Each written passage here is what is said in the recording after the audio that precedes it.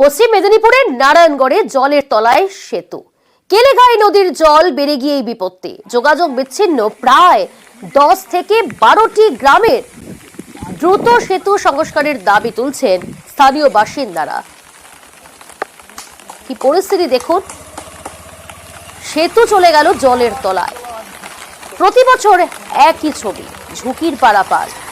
প্রশাসনকে জানিয়ে কোনো সমস্যার সমাধান হয়নি বলছেন স্থানীয় বাসিন্দারা। তারা দ্রুত সংস্কারের দাবি তুলছেন। শঙ্কর রয়েছে আমাদের সঙ্গে সরাসরি। শঙ্কর, যা পরিস্থিতি, প্রতি বছর বৃষ্টি হলেই কি একই ছবি ধরা পড়ে? এবং পঞ্চায়েত প্রধান তিনি কি বলছেন? প্রশাসনের তরফ থেকে কি পদক্ষেপের কথা বলা হচ্ছে? দেখো, এই যে কেলেঘাই নদী রয়েছে নারায়ণগড়ের এই বিলটি এই সংলগ্ন এলাকাতে। আর এই যে যখন এই অতি ভারী বৃষ্টি হয়, অর্থাৎ এই যে 3 দিন ধরে যে লাগাতার বৃষ্টি হচ্ছে নিম্নচাপের জেরে, তার জেরে বলা যায় যে এই যে কেলেঘাই নদীর যে জল সে সেতুর উপরে এসে গেছে। ফলে যে সেতু জলের তলায় চলে যেতেই বলা যায় যে 4টি বলা যায় যে 12 থেকে 13টি গ্রাম প্রায় যোগাযোগ বিচ্ছিন্ন হয়ে গেছে। তার কারণ হচ্ছে যে সাধারণ মানুষের যে অভিযোগ যে এই যে সেতু, সেই সেতু ধরেই প্রায় 10 থেকে 12টি গ্রামের মানুষজন নারায়ণগড়ের বিভিন্ন এলাকায় যাতায়াত করতেন। কিন্তু এই যে জলের তলায় চলে যাওয়ার কারণে বলা যায় যে স্কুল থেকে শুরু করে বাজার হাট দোকানপাট সমস্তটাই প্রায় বন্ধ হয়ে গেছে। ফলে স্থানীয়রা যে অভিযোগ করছেন যে প্রশাসনের কাছে দ্রুত এই সেতুটাকে যদি উঁচু তলাতে না তুলে, তাহলে কিন্তু দীর্ঘদিন ধরে এই যে সমস্যা, তাদের এই সমস্যা থেকে তারা সমাধান হতে পারবেন না। ইতিমধ্যেই তারা জানিয়েছেন যে জল সংকট দেখা দিয়েছে এলাকাতে, এবং এই যে খাওয়া দাওয়া এবং এই যে বিস্তীর্ণ যে সমস্যা রয়েছে তা কিন্তু ইতিমধ্যেই চোখে পড়ছে। প্রশাসন এইদিকে জানিয়েছে যে তারা নজরে রেখেছেন। তারা সেখানে বিভিন্ন স্কুলে তারা ত্রাণ শিবিরও খুলে গিয়ে যদি কোনো সেরকম অসুবিধা হয় সেই ক্ষেত্রে স্থানীয়দেরকে সেখানে শিফট করা হবে বলে জানিয়েছেন। প্রিয়াঙ্কা, বেশ, ধন্যবাদ শঙ্কর। নজর রাখি এবার পুরুলিয়ার দিকে। সেখানেও টানা বৃষ্টি, আর টানা বৃষ্টিতে এই পুরুলিয়ায় বিপত্তি। বাড়ছে একাধিক নদীর জল। কাঁসাই, যমুনা, কুমারী নদীর জল বেড়ে গিয়ে আশঙ্কিত সেখানকার স্থানীয়রা। বান্দোয়ার ঝাড়গ্রাম রাজ্য সড়কের উপর কজওয়ের উপর বইছে জল। দেখুন সেই ছবিটা, বিচ্ছিন্ন হয়েছে যোগাযোগ, ঝুঁকির পারাপার করতে হচ্ছে। একাধিক নদীর জল, সেই নদীর জল কিন্তু বেড়ে গিয়ে বিপত্তি। পুরুলিয়ার ছবি দেখাচ্ছে এই মুহূর্তে। বিভিন্ন নদীতেই জলস্তর বেড়ে গিয়ে আশঙ্কিত সেখানকার স্থানীয়রা। ইন্দ্রজিৎ রয়েছে আমাদের সঙ্গে সরাসরি। ইন্দ্রজিৎ, যে পরিস্থিতি তৈরি হয়েছে, প্রতি বছর বর্ষা হলেই এই পরিস্থিতি তৈরি হয়, কিন্তু প্রশাসন কি ব্যবস্থা নিয়েছে, কি দাবি তুলছেন স্থানীয় বাসিন্দারা?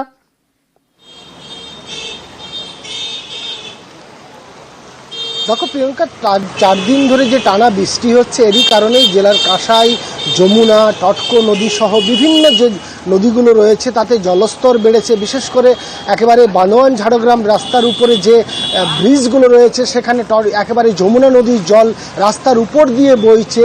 যোগাযোগ কিছুক্ষণের জন্য বিচ্ছিন্ন হয়ে গিয়েছিল, যদিও প্রশাসন তৎপর রয়েছে। এবং সকাল থেকে একেবারেই রাত অবধি বৃষ্টি, 4 দিন ধরে যে বৃষ্টি হচ্ছে, এই জন্য ছোট বড় জলাশয়গুলোতে জল ভরে গেছে।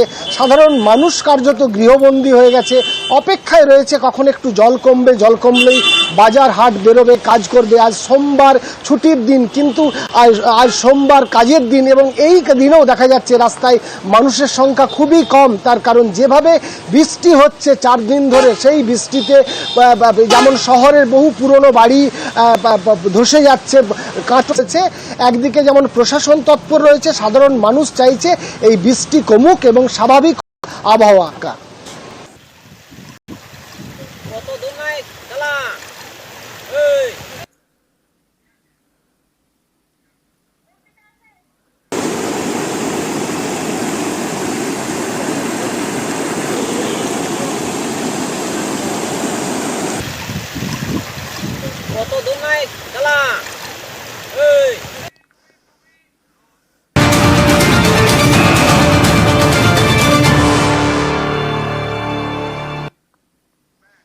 আমরা নজর রাখবো সরাসরি। অভিজিৎ মণ্ডল, তার আজ স্বাস্থ্য পরীক্ষা, তাকে ইতিমধ্যেই সেখান থেকে বের করে নিয়ে যাওয়া হচ্ছে। টালা থানার প্রাক্তন ওসি অভিজিৎ মণ্ডল, তাকে স্বাস্থ্য পরীক্ষা করাতে নিয়ে যাওয়া হচ্ছে। তুলে ধরবো টালা থানার প্রাক্তন ওসি অভিজিৎ মণ্ডল, তাকে নিয়ে যাওয়া হচ্ছে স্বাস্থ্য পরীক্ষা করাতে। যথেষ্ট এর আগের দিন আমরা দেখেছিলাম আদালতে তাকে যখন নিয়ে যাওয়া হচ্ছিল তখন কিন্তু জনতা, আম জনতা তাকে ঘিরে, তাই আজ কিন্তু নজরদারি যথেষ্ট জোরদার। এই মুহূর্তে সেই ছবি দেখাচ্ছি, স্বাস্থ্য পরীক্ষা করাতে নিয়ে যাওয়া হলো অভিজিৎকে, সেই ছবিটি দেখছেন।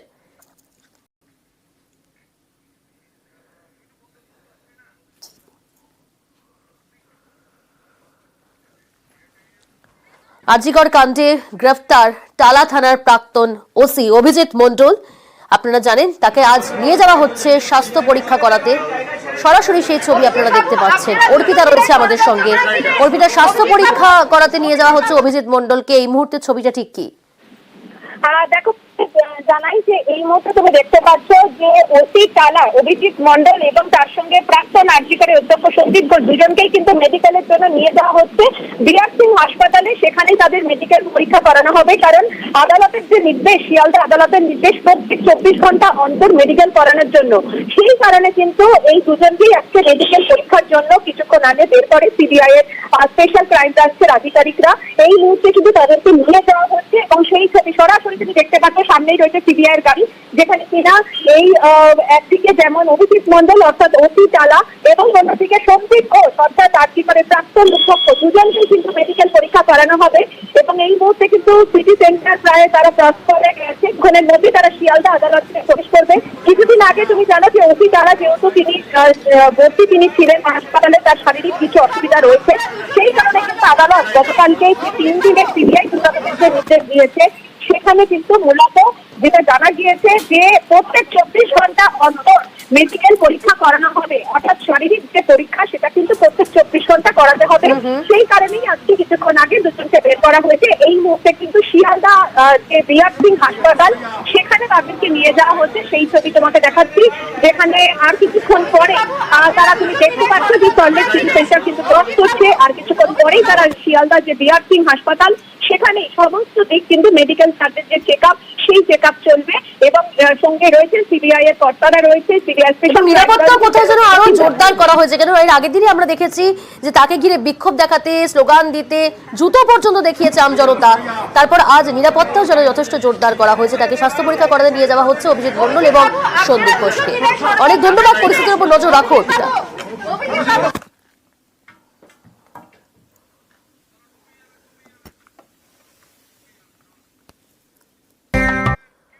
হাসনাবাদে জল জমায় ক্ষোভ। হাসনাবাদের বরুণহাটে বিক্ষোভে অবরোধ, দীর্ঘদিন ধরে জলমগ্ন এলাকা, এমনটাই দাবি করছেন সেখানকার স্থানীয় বাসিন্দারা। অনুপম রয়েছে আমাদের সঙ্গে। অনুপম, প্রশাসন কি পদক্ষেপ নিয়েছে? এই যে বৃষ্টি হলেই বর্ষাতে জল জমে এবং গোটা এলাকা জলমগ্ন, কি ব্যবস্থা, কি পদক্ষেপ নিয়েছে? দেখো প্রিয়াঙ্কা, এই যে এখানে এই যে হাসনাবাদ বরুণহাটের যে পালপাড়া দীর্ঘ 2.5 থেকে 3 মাস জলমগ্ন হয়ে রয়েছে গ্রামের মানুষ, এলাকার মানুষ একবার না বহুবার পঞ্চায়েতের থেকে শুরু করে বিডিও, এসডিও পর্যন্ত ঊর্ধ্বতন কর্তৃপক্ষ যত রকম দপ্তর আছে সব দপ্তরে জানিয়েছে, প্রশাসন জানিয়েছে, থানায় জানিয়েছে, কিন্তু কোনো দপ্তর কিন্তু কোনো রকম আশ্বাস দেয়নি, কোনো রকম পদক্ষেপ নেয়নি। এখানে প্রায় কয়েকশো পরিবার, তারা কিন্তু একদম জলের তলায়। তুমি ছবিতে নিশ্চয়ই দেখতে পাচ্ছ, কোথাও বুক সমান জল, কোথাও বা কোমর সমান জল, এবং যেসব বাচ্চা তারা কিন্তু ডুবে যাবে, এতটাই জল। তারা যদি আসতে যায় তাহলে ডুবে যাবে। ঢেলায় করে এলাকার মানুষ কিন্তু জল যাতায়াত করছে, এবং 2.5 মাস ধরে যেহেতু জলটা জমে রয়েছে, সেজন্য জল পচে দুর্গন্ধ হয়ে চর্মরোগ হচ্ছে, বা এলাকার মানুষের শারীরিক বিভিন্ন রকমের অসুবিধায় তারা আক্রান্ত হচ্ছে। এলাকার মানুষ বহুবার পঞ্চায়েত, বিডিও, এসডিও, এমনকি ডিএম পর্যন্ত তারা জানিয়েছে, কিন্তু কোনো রকম শোনা হয়নি। এরপর আজকে বাধ্য হয়ে গ্রামের কয়েকশো মানুষ, মহিলা থেকে পুরুষ, তারা প্লাকার্ড হাতে তারা এই যে বরুণা হিঙ্গলগঞ্জ যে রাস্তা, সেই রাস্তা অবরোধ করতে তারা বাধ্য হয়েছে। এবং প্রায় 3 ঘন্টা রাস্তা অবরোধ করার পরে সেখানে হাসনাবাদ থানার পুলিশ আসে, এবং হাসনাবাদ থানার পুলিশ তাদেরকে বুঝিয়ে দ্রুত এই সমস্যার সমাধানের আশ্বাস দিলে তারপরে এই মুহূর্তে কিন্তু রাস্তা অবরোধ উঠে যাচ্ছে। কিন্তু তাদের একটাই দাবি যে অবিলম্বে কিন্তু এই যে রাস্তা, সেই রাস্তা কিন্তু যে জল, গ্রামের জল, সেই গ্রামের জল কিন্তু সরানোর ব্যবস্থা করতে হবে। যদিও এই বরুণহাটের পঞ্চায়েতের যে প্রধান, তিনি যেটা কথা দিয়েছে, তিনি ইরিগেশন, এখন দেখার বিষয় অনুপম কত দ্রুত ব্যবস্থা নেয় প্রশাসন, কি পদক্ষেপ নেয়। অনেক ধন্যবাদ।